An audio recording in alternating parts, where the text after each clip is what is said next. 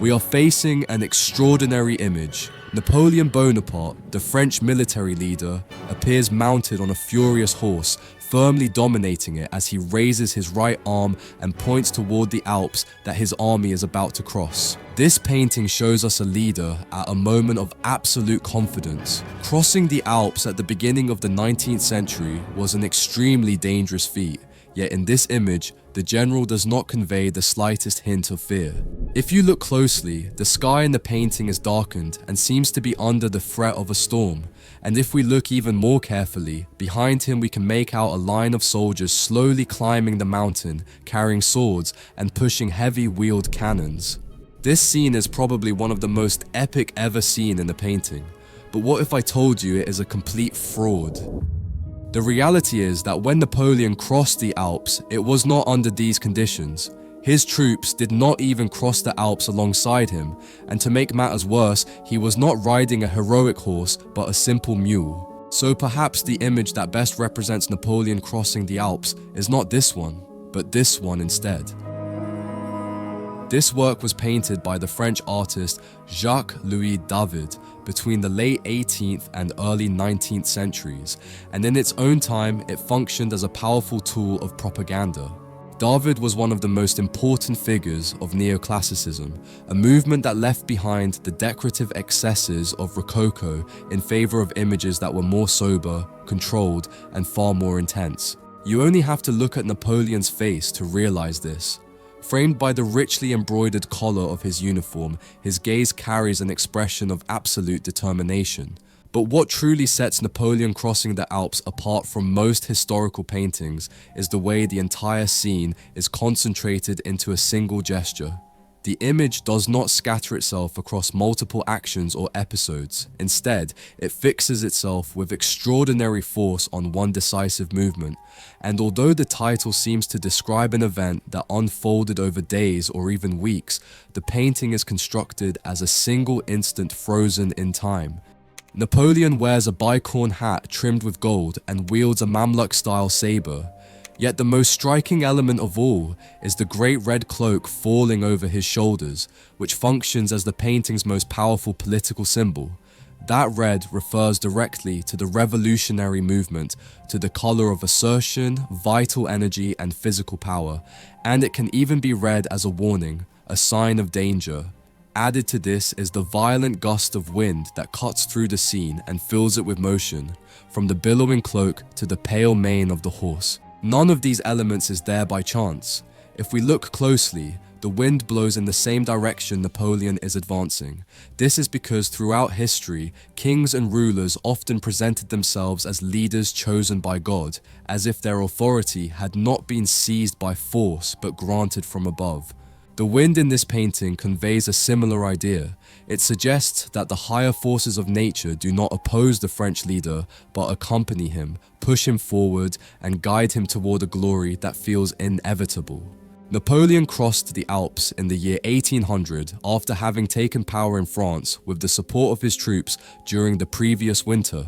His objective was to return to Italy and recover territories that had been lost in earlier campaigns. In the spring of that same year, he led the Army of the Reserve across the Alps through the Great Saint Bernard Pass, one of the most commonly used routes for crossing the mountain range. During the 18th and 19th centuries, long before the mountaineer Sir Leslie Stephen described the Alps as the playground of Europe, these mountains were synonymous with extreme danger. Bandits hid in narrow passes, avalanches and rockfalls were frequent, and the cold turned the crossing into a constant threat to life. The risk was so real that at the monastery of the Great Saint Bernard Pass, a morgue was built to preserve the frozen bodies of those who failed to complete the journey.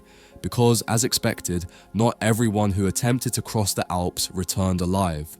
And it was precisely this extreme environment that Jacques-Louis David chose as the setting to construct his painted portrait of Napoleon. This image of Napoleon crossing the Alps was, in fact, only one of 5 versions that Jacques-Louis David painted between 1801 and 1805. This fact alone speaks to the enormous impact the work had from its very beginning. The first version was commissioned by Charles IV, King of Spain, with whom Napoleon maintained a fairly favorable diplomatic relationship at the time. In that initial canvas, the general appears wearing a yellow cloak, less forceful than the red one that would later prevail in the subsequent versions. When David asked Napoleon how he wished to be portrayed, the answer was very precise. He wanted to appear calm, mounted on a powerful and difficult horse. That instruction would set the tone for all the versions that followed. All 5 paintings respect the same overall structure.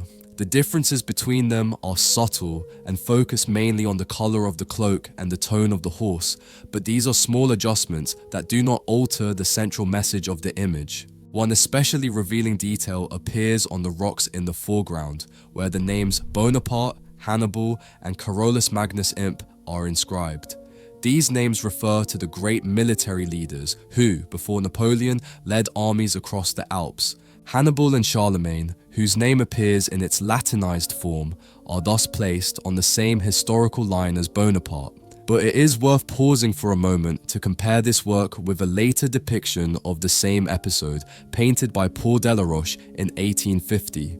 In this image, created almost 30 years after Napoleon's death, the hero has lost much of the epic vigor that defined David's version. The crossing takes place on a mule, and the figure of the leader appears thoughtful, perhaps even weary, with nothing resembling the triumphant gesture seen in David's painting. At first glance, this second image seems closer to reality, but the real question is a different one.